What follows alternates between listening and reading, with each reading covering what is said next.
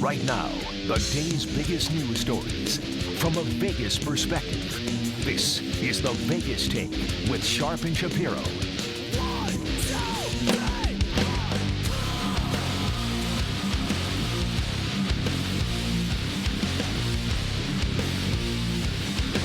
What's going on, Las Vegas? It is Friday, 101.5 FM, 720 AM KDAW, the talk of Las Vegas. It is the Vegas Take coming your way live with Sharp and Shapiro. Shapiro out today, going to get himself checked out. No, let's not get concerned. Let's not freak out.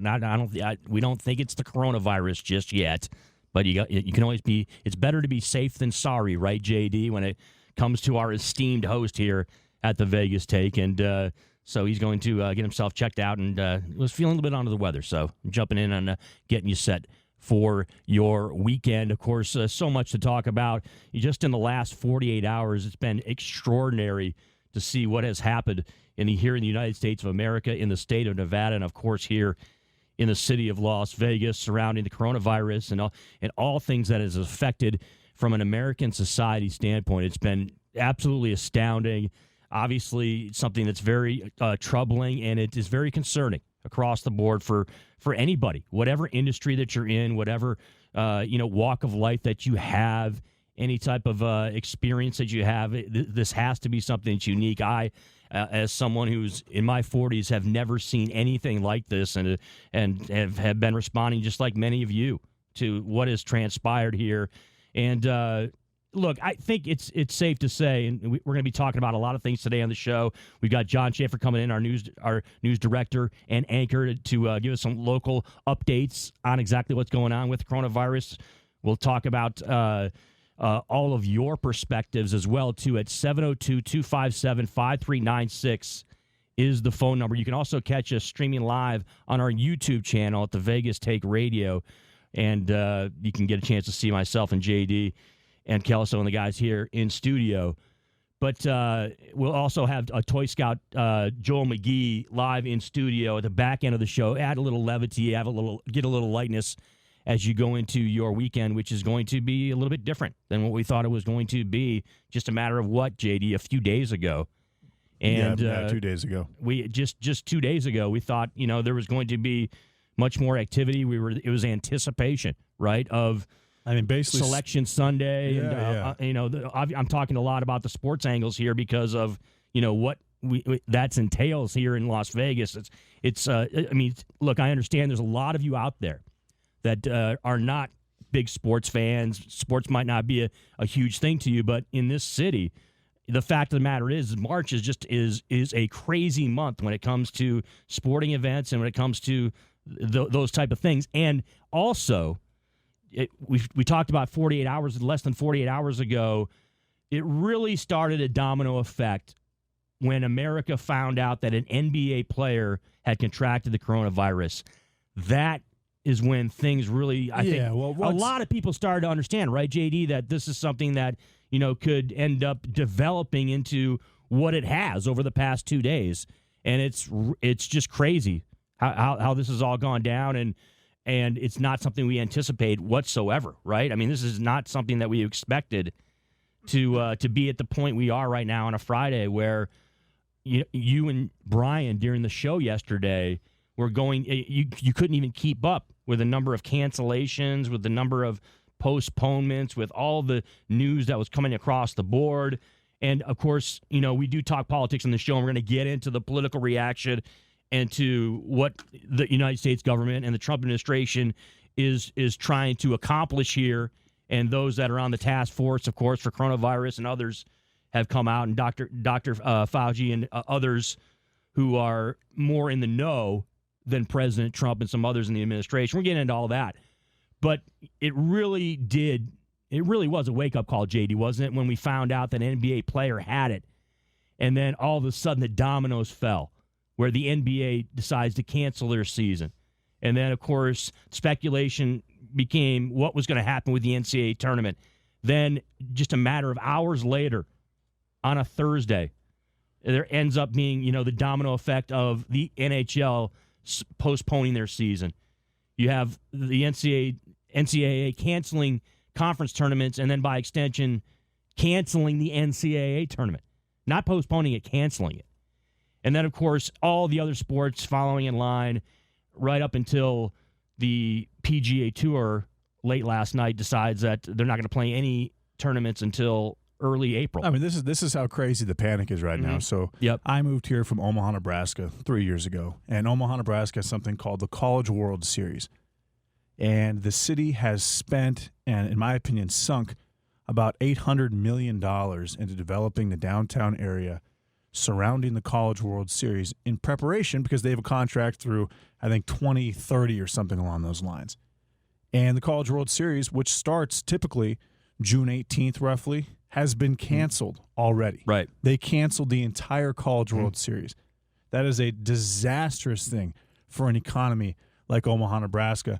And so I've been thinking about this for a long time, and I'm starting to just not agree with what's going on right now. Sports are at a complete standstill. I don't understand. To me, I feel like I don't call it a solution, but I feel like the way to move forward is actually very simple. You quarantine or you protect those who are considered risk groups. Chris, you and I could have you don't have an underlying health condition, do you? I do not. No, you're 49 years old. I would not be considered I'm 34 years old in the high risk zone. I have no underlying health, so we could pass the virus back and forth all day long and kick it in 30 days, right? No question. Yeah. That's the situation. Right? It came out yesterday that the longest time the virus has actually stayed in a body is 37 days. Right. And that was in a very, very old person. So the fact that I'm 34, the chances of me, if I were to contract the coronavirus and become a carrier, the chances of me keeping the virus for more than 3 weeks is actually pretty small. It'd probably be more like 14 to 17 days would probably be the standard period where the virus that would actually sit in my body. And so at that point, what would have to happen would someone who is a high risk group, they could be 60 and older or 50 and older with an underlying health condition, or they could be 85 plus no matter what. Those type of people, I should not be able to come in contact with those type of people if I'm a carrier. And so I think that the approach, and you're going to see this happen, I believe so. So the case in the United States, they went up 435 yesterday, and deaths only went up 3. There's now 1,750 cases of the coronavirus in the United States, and there's 41 deaths. And I'll do the whataboutism. I'll say, hey, the swine flu killed 60,000. The flu kills about 34,000 every single season. There was 12 million people infected with the swine flu. There's only 1,700 here. You mentioned how you've never seen panic like this in your entire lifetime for a potential pandemic. I honestly have not either. And just after doing a lot of thinking yesterday, I really believe that it is overkill, and that right now you are grossly inconveniencing people, not just, and obviously we're trying to protect our elderly and those that are at risk, but at the same time, you are literally destroying entire markets in the process. And I think there's a better way to approach it. And I hope after the case in the United States, and I believe this is going to happen, if you look at the deaths too, there's 41 deaths, but 26 of those took place in Kirkland, Washington, at an acute care facility, which is basically a step below hospice. So what this virus is doing, it is making the sick even more sick. And if you have cancer and you're 85, or you're 83 years old, or you have a cardiac, and if you actually do a little bit of research, those who passed away in Kirkland, Washington, the majority of those people, they smoked most of their lives. You look at the deaths in China, about 55% of Chinese men are chain smokers, and 58% of China. The breakdown is 58% of men are getting the virus, 42% of women are getting the virus. So if you look at all these different risk factors, and at this point, I am seeing that why should you completely destroy the economy and completely grossly inconvenience those who are not high risk groups, when what you should be doing is isolating those who are high risk groups and protecting them from those who could have a virus like me and you, and we could kick it in 30 days or in 20 days or in 15 days and feel very mild symptoms and never have to deal with it again. That's my question at this point, Chris. I would pose, and I'd push back a little bit on you as far as how we're handling this now. Look, here's the deal, JD. 3 days ago, I was in your camp. I was in the camp of this is ridiculous. We are I post a lot of my posts on social media. I was saying this is an overreaction when we're talking about South by Southwest, the festival down in Texas being canceled, and then the thought that we're going to play college basketball games with no fans. I was thinking to myself, this is we don't have enough information yet to be making these decisions, and it was my impression that there was a lot of people that were making decisions that weren't being informed. Now, all that changed, in my opinion, when we found out Rudy Gobert had the virus. And I'm going to keep going back to this because, it was a monumental moment because that was a player that was on the court, okay, that has been interacting with fans, interacting with other players, interacting with referees, interacting with team personnel.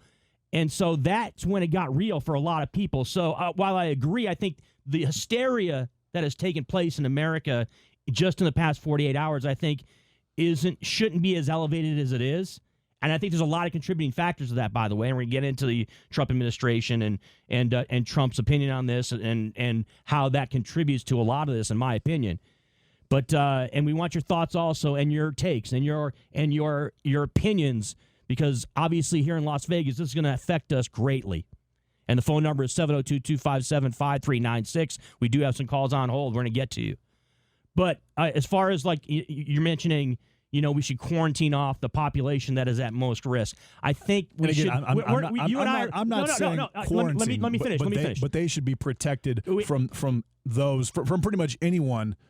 Well, at this point, during a legitimate pandemic stage. JD, I want to address that. I want to address what you just said. Okay, fine. We are not doctors, okay? There are people that are experts in this field that would not agree with that assessment, because this isn't a situation where there's people that are already getting it in the United States of America, and so to say that, and so I'm assuming that you're thinking that we shouldn't have canceled the NCAA tournament. Is that your perspective? We shouldn't have canceled or postponed the NBA season. We shouldn't have postponed the NHL season. We shouldn't have postponed the Masters. We shouldn't have postponed the Boston Marathon. Chris, these things should have happened, and I'm saying they should have happened because at this point, I'm saying that they should have different measures should have been taken to protect or attempt to protect the high risk groups before you made those massive economy changing cancellations.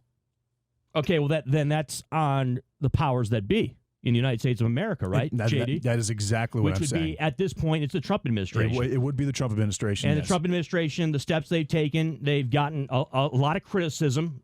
And I'm being fair there. Look, everybody understands my politics and my approach to Donald Trump. But in the last 48 hours, the Trump administration has been getting hammered, mostly because of President Trump's presence on Twitter, where he's been blaming everybody from Joe Biden back in 2009 with the H1N1 virus to President Obama back in his administration and how they handled that virus, as if that has anything to do with what's going on now. Now, it appears, because Dr. Fauci, the main doctor, the person in the administration who has the most credibility on this issue, was making the rounds on the TV talk shows last night, and I think he's given a lot of people reason to be confident that there's somebody in the administration that knows what's going on and that can take steps and help persuade people in the Trump administration that have a say-so in this. And I'm talking about people in the coronavirus task force and others that are in the administration who are going to be taking the front on this. And I think the doctor has an ability to convince these people, but there have been failings. And there's been no question about that. And the doctor pointed that out yesterday regarding testing. This is the magic word right now in the United States of America when it comes to combating this coronavirus, and that is the testing situation and how we are so short-handed right now when it comes to actual tests out there. And to your point, JD, that's been brought up as that's something that should have been done 2 weeks ago. And now it's something that is greatly affecting how our approach is here in the United States of America again versus crisis. Well, again, Chris, it's a novel virus. The first day this virus was discussed, and the first outbreak took place on December 31st in another country. Oh, no question. In Wuhan, China. Well, and expanded. And the Trump administration did not cancel the NCAA tournament. They didn't cancel CWS. They didn't suspend I didn't NBA. say they did. I didn't say they did do that. But had those measures taken place that I just suggested, I think that all those cancellations wouldn't have taken place. And again, Rudy Gobert, does he have the coronavirus? Yes. He's 27 years old. He's in phenomenal shape. Donovan Mitchell, 22 years old, in phenomenal shape. As far as I know, you're not taking into account. I understand what you're saying, but you're not taking into account something. I'm saying, as far as I know, they don't have any pre-existing health conditions. That's not the point, though. I get it. What I'm saying is the Utah Jazz players could pass around the virus and literally have a couple, maybe a sore throat and a temperature of 99 degrees over the course of 5 days, and then the virus could be gone. They may feel no symptoms whatsoever. Now, Tom Hanks and his wife Rita Wilson, 63 and 64 years old, different story. What I'm saying is the people who are at the highest risk of actually dying and having serious health complications from this disease, this pandemic, should be the ones that we are keeping away from everybody else in the process. That is from the public, more or less, and quarantining at their home or watching or protecting. And then you take, and then let's. Well, I think that goes out, JD. It goes without saying, though. We understand that. But they're high risk groups, so obviously what you're saying is true. We all would agree to that. Right. I mean, you're not saying anything that's okay. But then say you and I, the average Joe doesn't know. But then say you and I have the virus, right? And one of us happens to have a complication, and one of us happens to it hits us severely. Yeah. Then we go to the ER, and they deal with the cases as they come, which are going to come probably 0.1, 0.2% of the time, according to the statistics. If you're under 60, we might not have to go to the ER though. We might not. No, I'm saying Rudy Gobert is not even like a lot of these people. They don't even notice symptoms. That's what I'm saying. Is Rudy Gobert? He's stable. He's feeling fine. Donovan Mitchell is feeling fine. The issue is you're afraid, or they're afraid, that Rudy Gobert and Donovan Mitchell are going to get other people sick who are high risk groups. Anybody that has the virus, those guys and exactly. anybody else too. What I'm saying is Rudy Gobert and Donovan Mitchell, that virus is going to be gone from their system most likely in 17 to 20 days, and they will never have to deal with it ever again. But as long as you that's keep true, but as long as you keep them from the high risk groups, that should be the priority. Yeah, but that's the problem. We haven't had JD. It should not be canceling. We don't know how many people have it in the United States of America, and literally destroying the economy in some places like Omaha, Nebraska, to the point where you could be creating a recession for the entire city. JD, we don't know how many people in the United States of America had the virus because we haven't had adequate testing yet. That's the entirety of my point. Right, we could wish ifs and buts and candy beans and nuts we'd all have a Merry Christmas. You have to make sure that the testing is in place, but Chris, and that we accelerate it so we know who has the virus. Now we don't know. But that's a huge concern right there. But we do know who the risk group is, and the risk group are people with severe underlying health conditions, regardless of age. No, the risk group is anybody that contracts the virus. No, you're talking about the risk group of people that could die. Is what you're talking about. That could die or get seriously sick to the point where they're overrunning the ERs, or that they're in the ICU or they're requiring ventilation care. That's what I'm talking about. If you and I get this virus, we're not in the risk group. But JD, you have parents. I have parents. Exactly. They're already self-quarantining themselves. Not quarantine. That might not be the right word. They're already taking precautions. In that age they're group, protecting themselves. My parents, they're staying home, even if they don't have the virus. The mentality in this country already for the people in that age group example, is that we're going to take care of ourselves. It's not about it's not about it's inevitable that I'm going to get the virus. It's just they want to be safe and try to avoid getting the virus altogether. And so they are basically keeping themselves in their homes. Those people in that age group, you're not. It's not anything. What you're talking about is not something that is going to be proactive to what's happening right now in America. Okay, so my grandfather's 83 years old. Right. He's not in an acute care facility like in Kirkland, Washington. Mm-hmm. He's not in hospice care. He's in a retirement home. He was never going to be going to an NCAA tournament game regardless. He wasn't going to the Masters. He wasn't going to any major sports events. You're talking about your grandfather, though. I'm saying my grandfather, who is high risk, and people that he lived with are. Yes, but your grandfather. You're saying your grandfather's going to go, but the grandfather of some kid that plays for Dayton is going to go to the NCAA tournament. I'm saying in a pandemic situation, people like my grandfather are in lockdown. The retirement home he's at, he can't go anywhere. he was going to go there anyways. What I'm saying is you are literally destroying the economy and grossly inconveniencing those who are not high-risk groups. When really what you should be doing is protecting the high-risk groups from those who could have the virus but don't have enough symptoms to affect them over a long period of time. JD, if they had the NCAA tournament or any other sporting event for that matter, okay, and what goes down, what you're talking about actually happens where other people go around and they actually pass the virus around, okay, and people end up getting it that are in our age group. All right, you're just making the assumption that all these people, if they end up getting it are not going to pass it on to people that are at high risk groups. I don't understand what I'm saying is you should protect the high risk groups. Period. It's not about in a situation like this, which yes is a generational thing. It might be a once in a lifetime thing. Hopefully, it's a once in a lifetime type. But the reason why they're shutting down sporting events and other events around the country, whether it's music venues, other things, is because of you want containment. You don't want these people to get it. I see what you're saying as far as all these people that are in our age group. Maybe you'll get a little bit sick, or maybe it'll be a situation where you don't feel great at all for a couple of weeks, and then it just. And then it Chris, goes away. That's not how society works, though. People are going to be interacting. The reason why the NBA is not playing is because they don't want the rest of their NBA players to get sick, because we all understand it's a contact sport. Guys are breathing on each other, they're sweating on each other. Like there's a method to the madness as to why leagues are shutting down. And it's not because the rationale is not, we don't want to get the older population sick. The rationale is that we don't want it being spread around to other Americans or other people, other human beings, period. And then they go home. The whole thing with schools being closed, okay, in the last 24 hours, it's not because the kids who are young kids who have done very well with this virus don't have an issue with it. It's because the kids, if they end up passing around the coronavirus, they end up going home, they get their grandparents sick, or they get their parents sick, and then their parents get sick, and their parents get the grandparents sick. Right. You understand what I mean? That's the whole method to the madness. That's the method of the madness.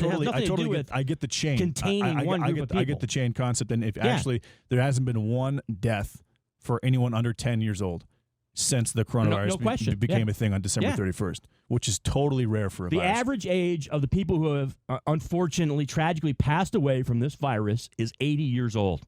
I mean, that tells you everything. Right now, there's a 15.6% at least we have knowledge there where we can go with that and say, hey, and look, every death is tragic, but there's no question that, there's, by the way, there's so many angles we can get into on this. You're tuned to the Vegas Take live here from Las Vegas and our Beasley Broadcasting Studios. I'm Chris Wynn in for Brian Shapiro along with J.D. Sharp. Your phone calls coming up next. The lines are fired up. 702-257-5396. Up next, John Schaefer with the news. And then we'll take your calls as we continue on a Friday. You got them really pissed off.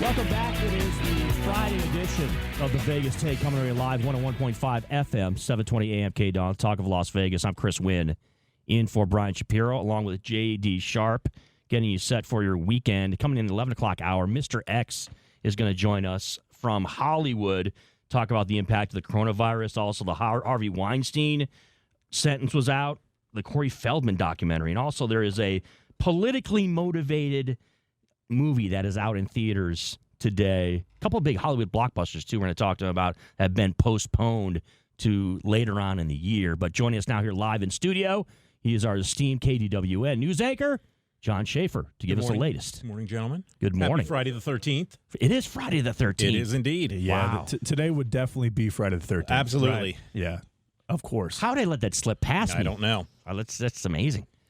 Well, Nevada Governor Steve Sisolak declared a state of emergency yesterday. He said the move not a reason for people to panic, but it allows the state more flexibility to respond faster and coordinate better.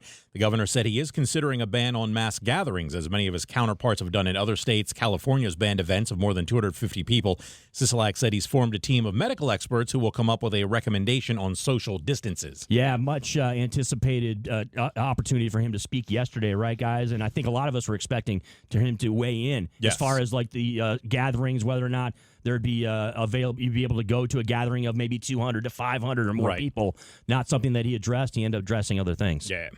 House Speaker Nancy Pelosi and the Trump administration hoping to announce an agreement on a coronavirus aid package. The measure would provide sick pay, free testing, and other resources in an effort to calm teetering financial markets and the mounting crisis.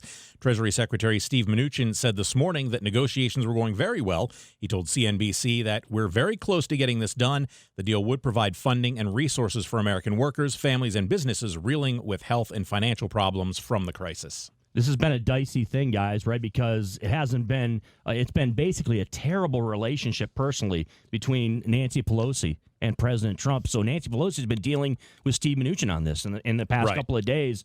And of course, it's time is at a premium when it comes to the coronavirus and how we're going to deal with it. So we'll see exactly how it all shakes out. Exactly. And in a time like this, a bipartisan government is absolutely imperative to have any success whatsoever in actually accomplishing your goals. Mm-hmm. Stocks are clawing back some of the ground they lost, adding 500 points or about 2% to the Dow Jones Industrial Average. The gain this morning got back less than a quarter of the Dow's huge losses from a day earlier. It was the worst day for the markets yesterday since the Black Monday crash of 1987. 33 years ago. That's rather extraordinary, considering we had 2008, guys, right, with the economic collapse that year. To think that we're going all the way back there is pretty astounding when you think about it. Just prepare yourself for the bounce back because it's coming, and stay out of crypto. Right. Yeah. The annual rite of spring for golf won't happen this year. The Masters has been postponed until a later date. Augusta National did not indicate when the Masters would be played. Means there will be no golf, at least for the next month. It was the biggest shoe to drop for golf. The PGA Tour already canceled the next 3 events leading up to the Masters. Tiger Woods was going to be going after his 6th green jacket. Yeah, that came on the heels last night of the announcement by the PGA Tour where they weren't going to have anything until, I believe, the Valero Open in early April. So, but when you're talking about the Masters, you're talking about, one of the greatest, more iconic tournaments, not just in golf, but in sports. Yeah. Again, one more blow to sports fans across America. Well, there are still darts or New Zealand cricket. The fast-spreading coronavirus has led to an unprecedented slew of cancellations or suspensions of most major professional and college sports events in the U.S., particularly within the last 48 hours. Baseball, basketball, hockey, pro soccer, college basketball all announced either suspending or postponing the start of their seasons. For those who routinely bet on sport, it has taken most of the action off the board. The impact on sportsbooks will depend on how long the shutdowns last. The Golden Nuggets online sportsbook Thursday featured a handful of soccer games in Europe, Brazil, Iceland, and Mexico, a golf championship, a New Zealand cricket match, and 3 dart matches. So, guys, I was listening to a sportsbook director here in town on media yesterday, and he pointed out that, you know what? This is Las Vegas. People are going to find a way to bet on things, right? And I think this is another indication of that. I was actually at the Westgate yesterday, and it was business as usual. The hotel was pretty packed. People were gambling like they typically gamble. I think I saw one total mask, but you've got those horse bettors.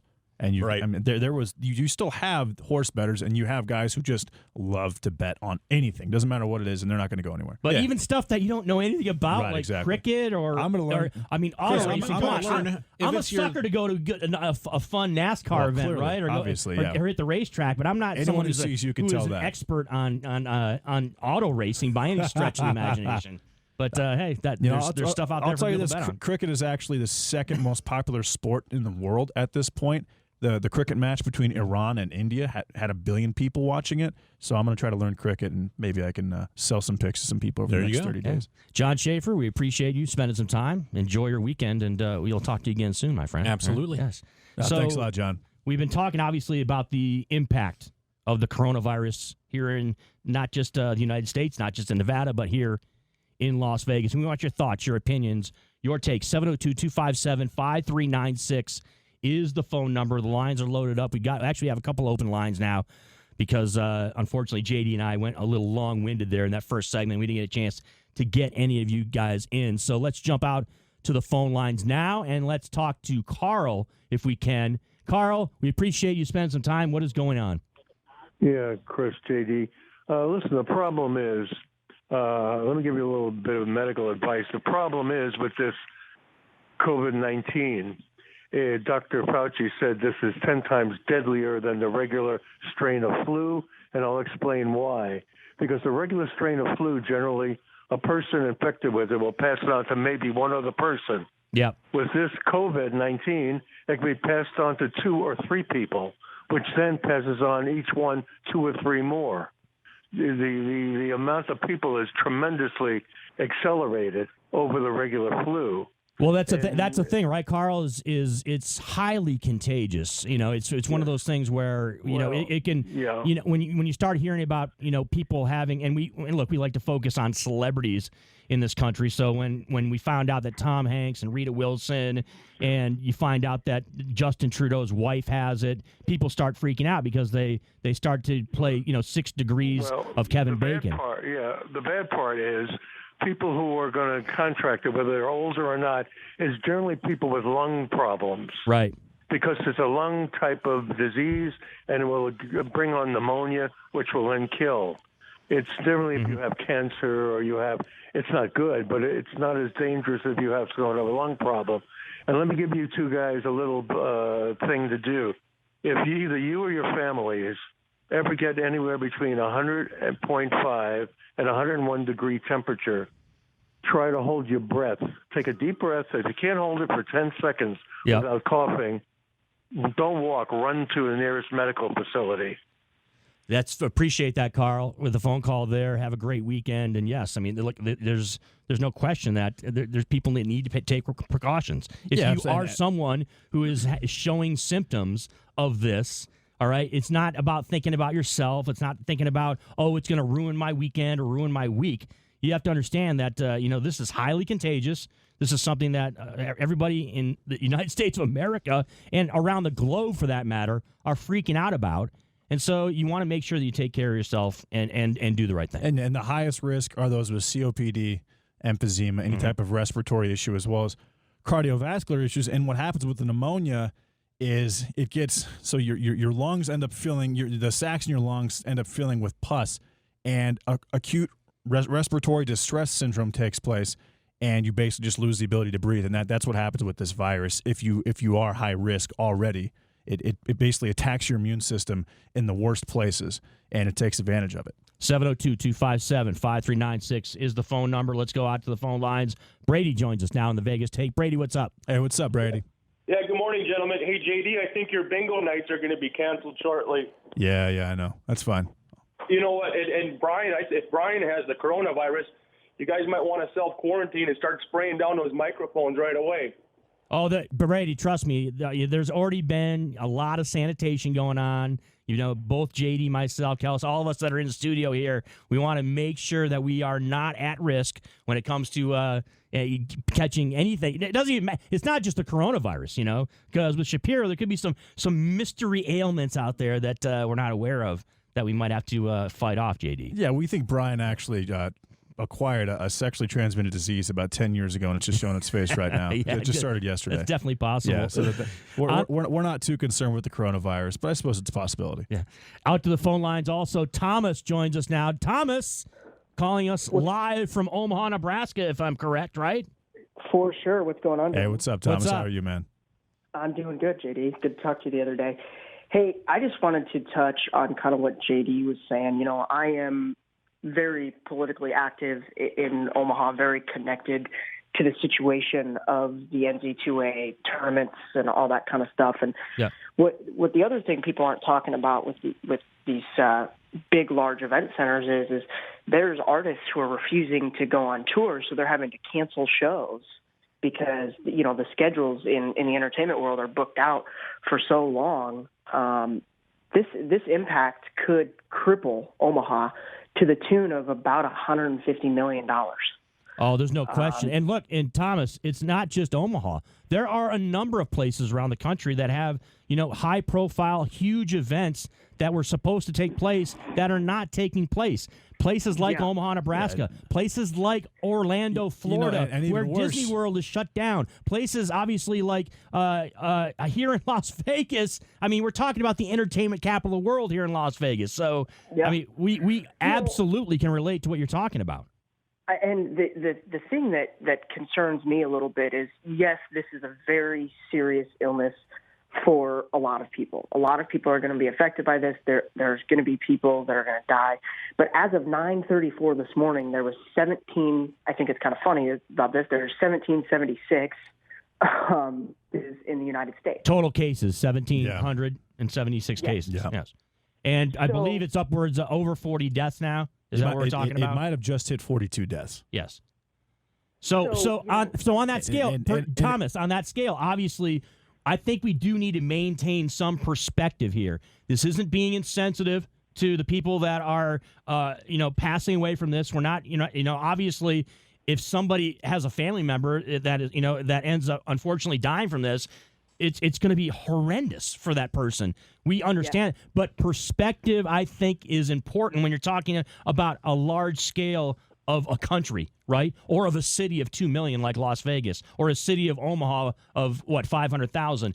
I think we need to maintain. Yeah, we need to maintain and honestly, perspective. This could totally change live entertainment, especially outdoor live entertainment, for the next 5 to 10 years, because you're going to have a lot of these major festivals across the United States that are purchasing these giant insurance policies. Every single festival that is worth its salt has a giant event cancellation insurance policy, and a lot of those are going to pay out. On the flip side of things, I talked to a friend of mine who actually writes these policies, and they have what's called a communicable disease clause in these policies, and some of those companies are not going to be paid out, and unless Donald Trump decides to bail out the live entertainment industry, a lot of these companies are going to go belly up and bankrupt.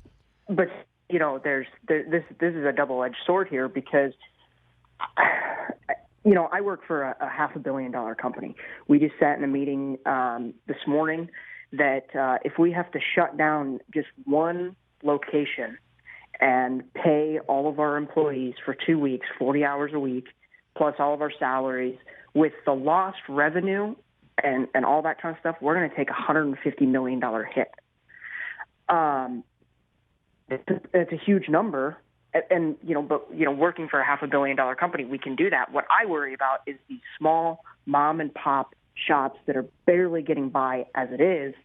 I think we're going to see record numbers of bankruptcies in the next 3 to 6 months. Yeah, that's heartbreaking. And Thomas, that's very disheartening. And look, we appreciate the phone call. Thanks very much. Good call, Thomas. But you're talking about the small businesses. You could go down the line. It's not just the small businesses. It'll be bigger businesses. It'll be people who live paycheck to paycheck in this country, people that work in the hospitality industry, people that work in the entertainment industry. People are already losing jobs. We've had colleagues of ours in the media here in Las Vegas who work on a freelance type of atmosphere, right? A freelance type of situation where their work is gone. It's disappeared. Okay, so I understand. I'll give you an example, what Chris. Thomas is trying to talk about, but there's a lot of people that are going to be affected by this. So Clay Travis is a pretty big radio host with Fox Sports. Yep. He is now discussing. He's going through his favorite TV shows with his callers, and he's going episode through episode discussing what he likes most about every episode. Exactly. That's what he's doing. JD, right? When you talk about sports radio out in America, there's nothing to talk about right now if you're a sports guy. They're going to be creating all kinds of stuff, right? They're going to have to come up with all kinds of things, or the program is just going to have to change. I was posing this question to Brian the other day about ESPN. Like ESPN, how many times can you rerun 30 for 30s or, the top 10 lists or shows like that?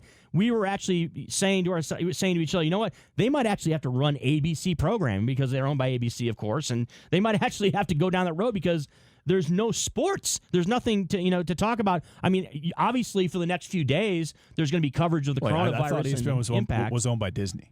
Oh, but I think ABC is the main media conglomerate or whatever. It doesn't really matter. That's not really the point. The point is that what are you going to run on ESPN with no? I mean, their entire coverage is either commentary about sports or actual live sporting events, and it's not just ESPN, by the way. It's Fox Sports. Fox Sports Television. It's you can go CBS Sportsnet, all these CBS Sports Network, all these networks that it's all sports, and all these networks around the country that actually carry teams. That their whole network is based on the team that it is that they air every single night. How about a company like The Athletic? Exactly. The Athletic has, I think they have 500 or 600 writers all over the country that follow every. I mean, they've raised almost $500 million just in seed or just in venture capital financing. Yep. And they sell subscription packages to sports fanatics that break down every single team that they cover. And I mean, they cover anything from women's basketball to NBA to NFL to college, and then they literally have sites dedicated to every single one of these teams. What are they going to do? They're absolutely going to go bankrupt. Yeah. 702-257-5396 is the phone number.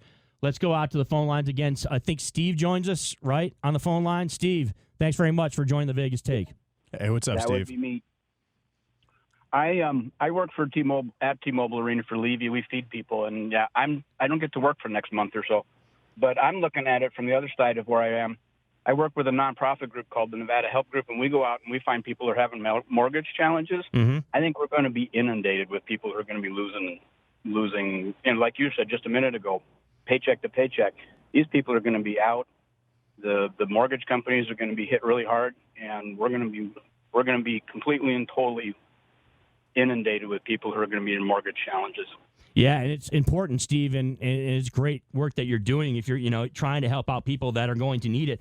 We're going to have to see a lot of that, not just here in Las Vegas, but around the country of those reaching out and trying to help, especially from financial means. We've already seen some high-profile athletes and entertainers already pledge money for people. We saw what Mark Cuban, the owner of the Dallas Mavericks, decided to do. Steve, has there been any effort as far as the Vegas Golden Knights to reach out to the employees at T-Mobile Arena as far as putting some package together where they can get some financial assistance given what's going to happen here in the next month or so? At this point, it's still way too early to tell. I know that they were meeting in Chicago, which is where Levy's based out of, and some big important things are going on, and at this point we don't know. We've just been told, hang on, we'll see what happens, how it shakes out. So. Steve, hope all things go well for you. Have a good weekend, and hopefully we pull out of this sooner than later. No question about it. Steve. 702-257-5396 is the phone number. John, next here on the Vegas Take. John, we appreciate the time. How are you? What's up, John? John is there? John took off, so let's bounce over to Al here on the Vegas Take phone line. Al, we appreciate you spending some time. How you guys doing? I'm a resident here of Las Vegas. Mm-hmm. There's two things I want to say, but I think the first thing that I really want to say is that I'm going on my third winter here, and the first winter I almost went to the hospital. I thought I was going to get a pneumonia. Luckily, I got better. Second winter I was in California. I didn't get it. Third winter, I had this terrible throat, and I found that for me, drinking black tea really cleared me up. In Vegas, we have dry wind, we have mold, and it's really contagious. It's really bad for the flu. And so for me, that really worked. People aren't talking about boosting your immune system, and I just wanted to share that with people. Keeping your throat clean. I wake up now, my throat's clean, my nose is clean. I wanted to share that with all of Las Vegas. Yeah, I appreciate that, Al. Thanks very much. I'm actually in the same boat. Yeah. I dealt with bronchitis and pharyngitis for the better part of a month and a half, and I have been drinking tea with Manuka honey for the last couple of months before I go to bed. So yeah, you're totally right. That's been happening all over Vegas. It's just kind of been a bronchitis wave, if you will. Yeah, no shortage of people looking to help out others who are sick. That's a good thing, I guess. 702-257-5396. Don joins us now on the Vegas Take phone line. Don, what's going on? Hey, what's up, Don? Hey, how you guys doing? All right. Hey, so a couple of things. There's a lot of people talking back and forth. Discussions getting heated, and there's a lot of panic in voice. What I liked about your caller, Carl, who called in and he had information, and he was calm about it. And the thing is we live in a country where we have the greatest access to clean water and clean supplies and knowledge. The thing is we as a country don't really do anything until there's a problem. Does that make sense? It makes sense because that's really what a lot of and thanks very much for the phone call, Don, by the way. Yeah, good call, Don. That's kind of the nexus of this whole thing because everyone is so kind of, there's so much anxiety out there because the thought is, you know what, we're taking care of this too late. We jumped in too late. We should have done it maybe 2-3 weeks ago where we should have been proactive when it came to the testing, when it came to how we approach this on the government level. And look, I'm not trying to blame anybody. I'm not trying to, I'm not making this political.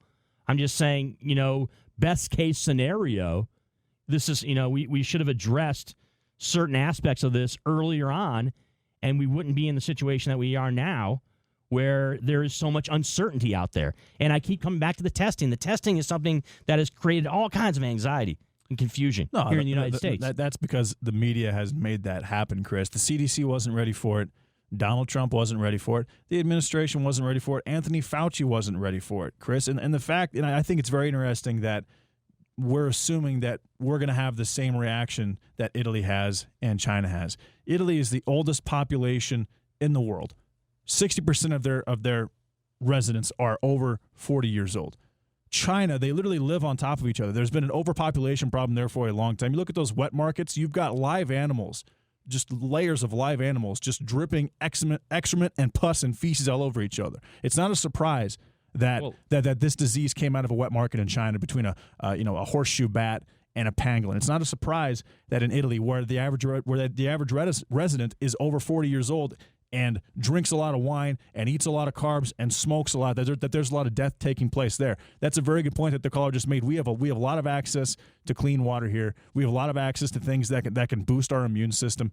Some people do smoke, but smoking is kind of frowned upon in a lot of different places. In China, people smoke like chimneys, and they have for a long time. The United States is set up much better than Italy and China for this disease, and I don't think that that's being taken into consideration as much as it should be. Well, we absolutely are set up from a technology standpoint and from a developed country standpoint. Yes, we are. The problem is, though, there has been failings, and the situation with the testing is huge. Chris, it's huge. I don't call it.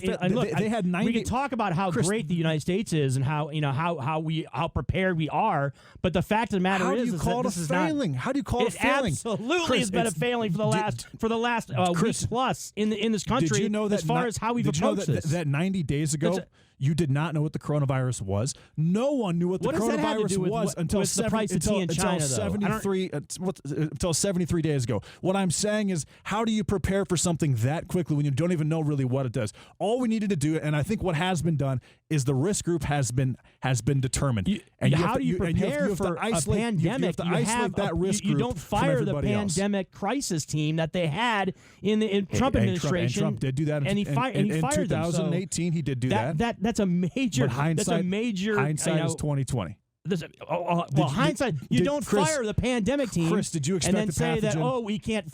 This came on so fast we can't deal with it. Okay. Did you expect a pathogen from horseshoe bats that attaches? Of course not. How are you going to expect it? Attaches to the lung receptor. But you have to be prepared of humans for it. You're not going to expect it to happen. Oh, come on. So you don't expect it, right? No. But the president's supposed to expect it.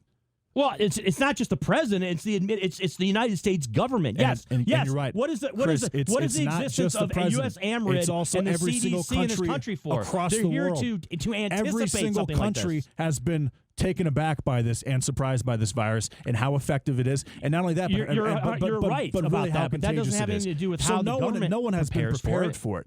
I don't know. I mean, you're giving a pass to individuals who this is their business. This is what they do. And, you're putting it, you're asking me as the average Joe or the average Jane in America. Yeah, this isn't something that we deal with. We don't deal with a pandemic possibility here in the United States of America. But there are people that are in positions in this government or that are supposed to be in positions in this government to deal with something like this. There are people that are supposed to make sure that we have enough testing kits, that we have enough ability to deal with a pandemic if we're to cross over onto our borders, which this has. And it is not, and there's no question that and JD, it's not even debatable. In the last week, there have been failings across the board at the top of our government when it comes to dealing with the coronavirus. It is the Vegas Take coming live here on a Friday, 1 hour down, 2 more to go. Top of the hour, we'll get back more into the coronavirus a little bit and talk about your thoughts here in Las Vegas. Right now, the day's biggest news stories from a Vegas perspective. This is the Vegas Take with Sharp and Shapiro.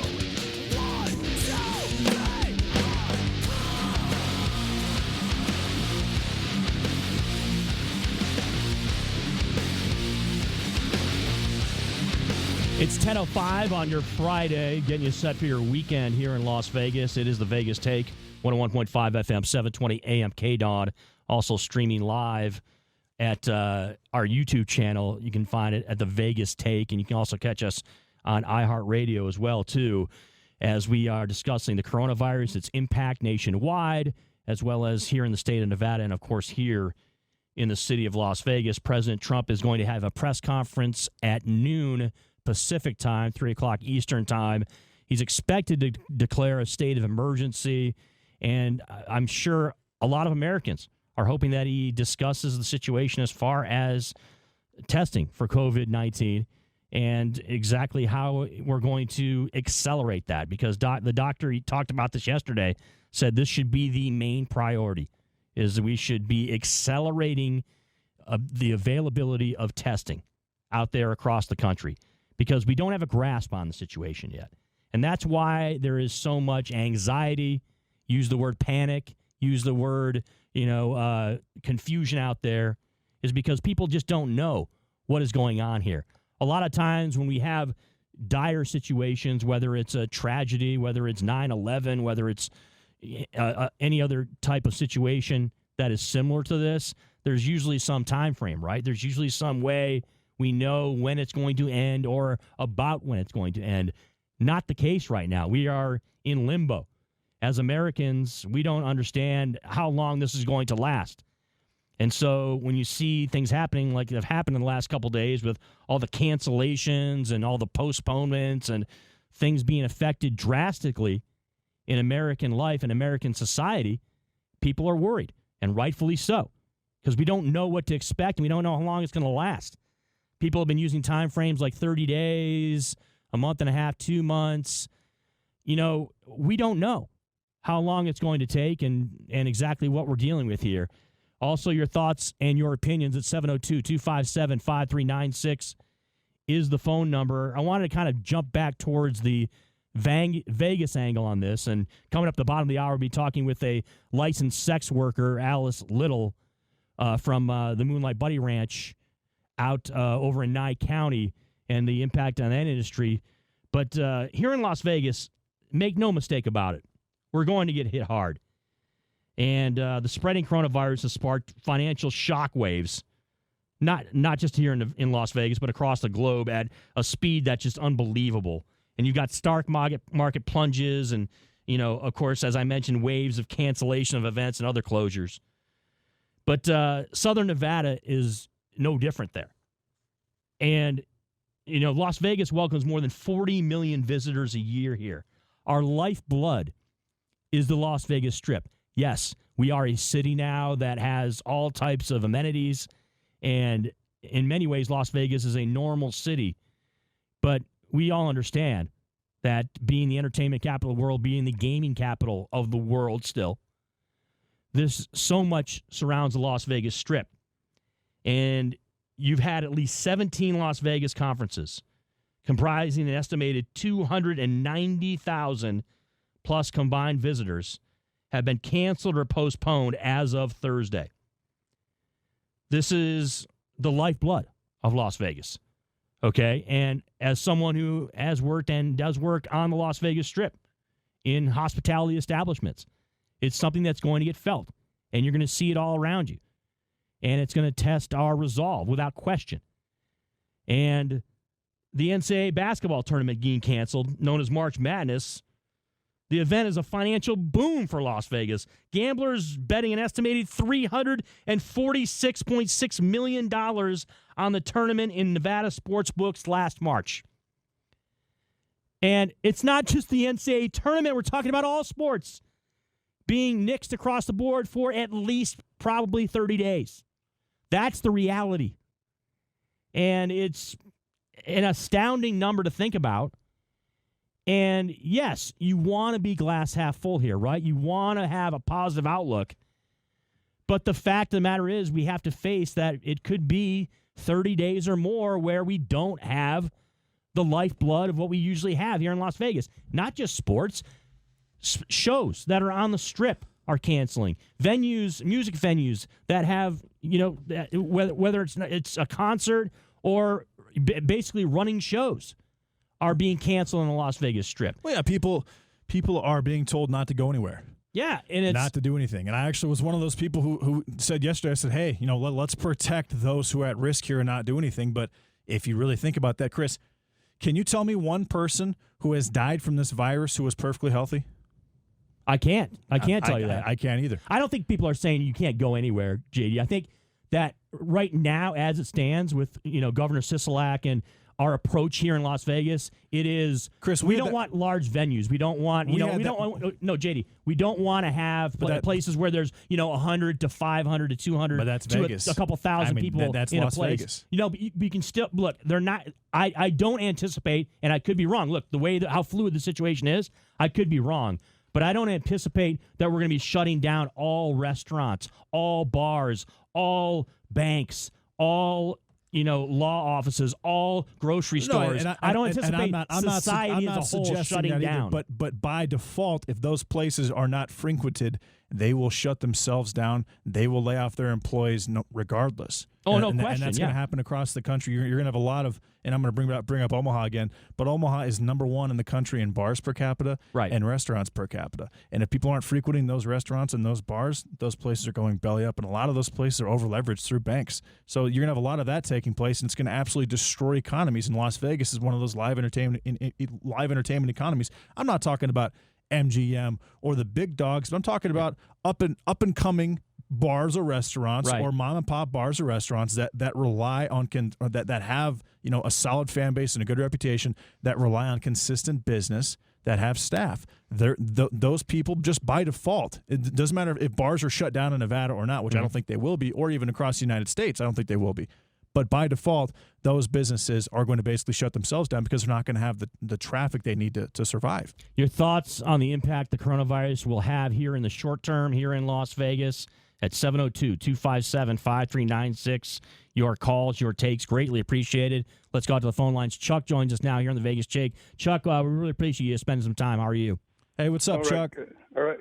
Hey, Chris, so what the pandemic, how come the regular flu is not pandemic? And that's usually 6 months long. And just in the U.S., there's already been 12,000 deaths and 331 million symptoms, and then 370,000 hospitalized. Well, that's just here. That's just from the CDC. Yeah, well, here's the thing, Chuck. Worldwide, it's 650,000 deaths.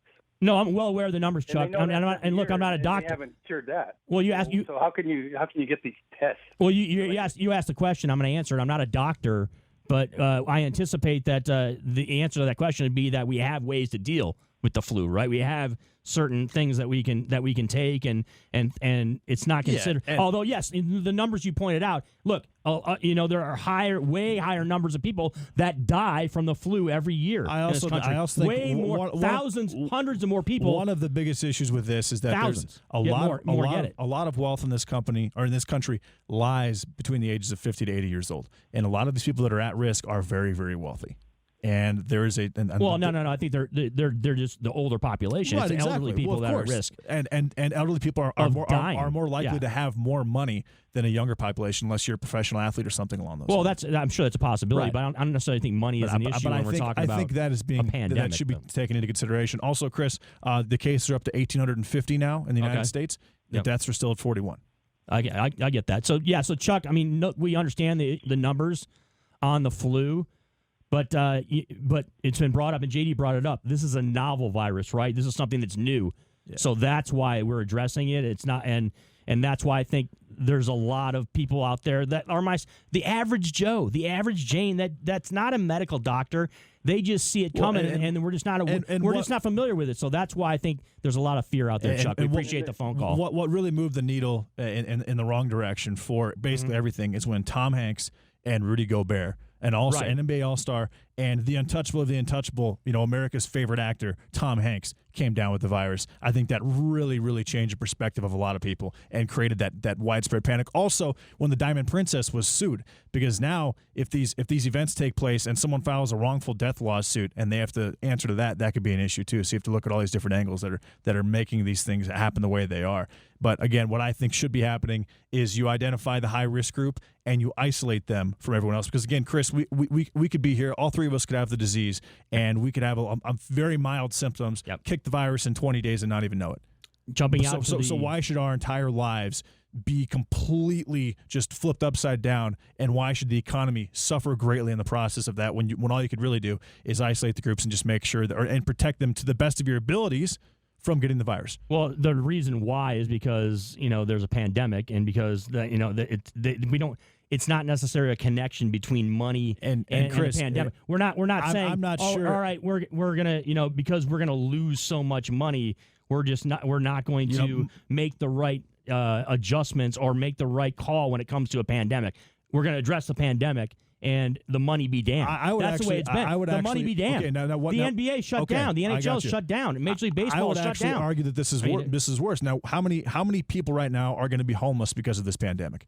Because of the economic consequences of the there's pandemic. No question. There's going to be a lot. There's going to be a lot. You can just make a general statement. Yes, there's going to be a huge impact on American society as a whole economically. And I think you need to look at that first and make that decision and say, hey, so how do we protect these people? I don't agree with that at all. That are high risk. No, because people and isolate them in the process without let it ride out. I'm not saying we'll let it ride out at all, Chris. I'm just saying don't immediately cancel all these different events and affect all these different lives in a negative way, when what you should be doing is identifying the high-risk groups and protecting them. I would say that they are canceling and postponing stuff because of the information they have regarding the virus. It's not because they are, down with people losing money or down with Americans being put out of work or down with the American economy cratering. That's not the motivation. That's not the thought process. The thought process is they want to control a pandemic. And again, the pandemic, the word pandemic in Italy, it's a pandemic. In China, it's a pandemic. In the United States, there have been 1,840 cases, 41 deaths, 26 of which took place in an acute care facility. Yeah, these people, but the doctor pointed out there could be hundreds of thousands already here. Yeah, Ohio said there could be 100,000 in Ohio. Right. I'm not buying that. I'm just deferring to the doctors who know more than we do. And I agree. And yesterday we had Dr. Fink come on the show, and she basically told everyone to stay at home, to not go to large crowds. 702-257-5396 is the phone number. Marge joins us here in the Vegas Take. Marge, thank you for your call. Hey, what's up, Marge? Hi, Chris and JD. Very good show. A lot of points here. Congress is trying to do a financial package, which I think was a good move. Yeah. I think that might calm down, especially the small owners, the small business. I feel sorry for them, But what concerned me yesterday is I heard the governor of Illinois, Pritzker, came out with this thing about no venues over, I think it was 250 people. So we're hearing this morning that our own governor is saying the same thing, which impacts, of course, all of Las Vegas. Yesterday Broadway also closed its shows. Right. We're seeing these television shows, the late night comedians, no audience. Right. Just whoever works for them. And the show was not good. The one that I saw last night with no audience. They need that audience. Yeah, I agree with you because I saw one too. But I'll share an experience yesterday which kind of brought it home to me. I went to a hospital, and as I walked through the hospital, they have stations. And every so many feet, or however they're measuring it, there's a Purell dispenser on the wall. There is a security guard by the Purell dispenser, and there's a sign. And it said, "This is a cleaning station. Please use the dispenser to clean your hands before you go any further within our organization. If you don't do it, the security guard steps in front of you and does not let you pass." And that if anything, kind of like really hit home, and it's kind of frightening. And it's on the verge of. It sounds like something that would happen during martial law. Exactly. Yeah. Exactly. That's exactly what I thought. But I'm thinking the average person that isn't quite thinking through all of this, no wonder they're scared. They see something like that. That would certainly frighten. Yeah, that's something you would see in Venezuela. Yeah, but this is what's happening in one of our known hospitals here in town. And there's going to be a lot of things that happen like that. And Marjorie, really appreciate the phone call. Thanks, and have a good weekend. Hey, Chris, I'm really scared. But we talked. Mark Cuban, the owner of the Dallas Mavericks, talked about this yesterday. It's almost like we're in a movie, right? Brian it's almost Brian like said the exact same almost thing. like this is something. It's so just bizarre on every level that and this is just the beginning, and Chris, right? This is just the start of it. So hospitals are required, ERs are required to take anyone in, right? What if the homeless population? I don't know exactly what the procedures are. That's the national up to the minute now, as far as what healthcare facilities are doing. What if the homeless population catches this virus, and most of them have a lot of pre-existing health conditions as well? Well, you would expect that some of the homeless will catch this. What if that happens, and they just go in droves to the ER, and they have to be taken care of first? It's a nightmare, JD. That's a nightmare scenario. And the hospitals, that could absolutely happen in every single major city. Absolutely. With a homeless population in the United States. How do you discern at that point? At that point, I feel like you have to deal with people who actually have insurance, don't you? Well, what do you do there? I mean, it becomes a triage situation. It's going to be decisions will have to because a lot of those homeless people are going to be more near death than the average person. All right. Well, I would argue that you were making the case earlier on the show that you didn't want people to panic, but now you're proposing a scenario that is going to make people panic more. I'm just saying that's one thing that I'm very worried about because of the law where the ERs they have to deal with anyone who walks through their door. And what if 15 or 20 or let's say 50 or 100 in Las Vegas? It could be thousands. Literally, it could be 500 homeless people that go to 4 or 5 different hospitals or one hospital, overrun it, and are expected to be treated for by the ER. Well, because of the virus. I'd make the argument that it's not. That could absolutely happen. But it could absolutely happen. But JD, it's not just going to be homeless people. It's going to be people that are they're infected with the virus. You'll have both sides exactly, and that don't. So how do they discern? Don't take the steps who do they treat? Well, it's a decision that's good. You brought up Italy. Italy's already dealing with that right now, where they have people coming. They're over the hospitals are overloaded, and so they're having to make decisions and prioritize who lives and who dies. It's a horrendous decision that it has to be made by healthcare professionals. It's not something that you would wish on your worst enemy to have to make a decision like that. So, yes, that type of scenario obviously is something that we would love to avoid in this country. But if this, you don't want that to happen. If this virus preys on those with poor immune systems and it's extremely contagious, the homeless population would be the perfect breeding ground for it under those circumstances. Am I wrong? No, you're not wrong at all. And it's interesting that a lot of economic experts are coming out and saying that consumer spending will stay strong during this virus pandemic, including for food and health care. That's true. Which is I guess it makes sense, but there could be steep cutbacks on air travel, hotels, and restaurants, a.k.a. disposable income, right? Income where you can recreational spending will not take place. Recreational spending. We're already thinking about it now. I'm not somebody who's loaded to the till. You're still pretty rich, Chris. But I'm not in a situation where I'm living month to month. So, I don't have to really worry about that.